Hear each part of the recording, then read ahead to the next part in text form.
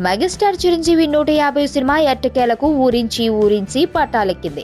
చిరు 9 సంవత్సరాల తర్వాత ముఖానికి రంగేసుకోవడంతో పాటు చిరు కెరియర్లో ప్రతిష్టాత్మకమైన 150 సినిమా కావడంతో ఈ సినిమాపై అందరికీ ఆసక్తి నెలకొంది. ఈ నేపథ్యంలోనే ఈ సినిమాకు యూనిట్ ఎలాంటి టైటిల్ పెడుతుందా అన్న ఆసక్తి కూడా ఉంది. ఇటీవల డైరెక్టర్ వినాయక్ ఈ సినిమా పేరు కత్తిలాంటోడు అనే హింట్ ఇస్తూ ఒక వేదికపై ఈ మాటను రివీల్ చేశారు.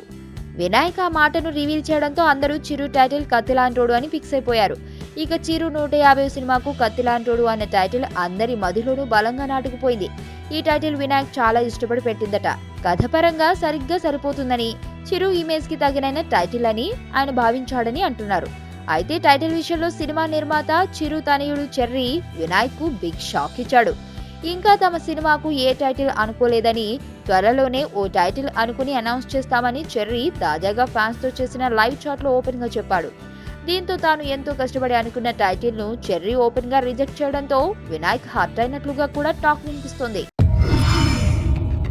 బలవంతుడు బలహీనుణ్ణి భయపెట్టి బతకడం ఆనవాయితీ.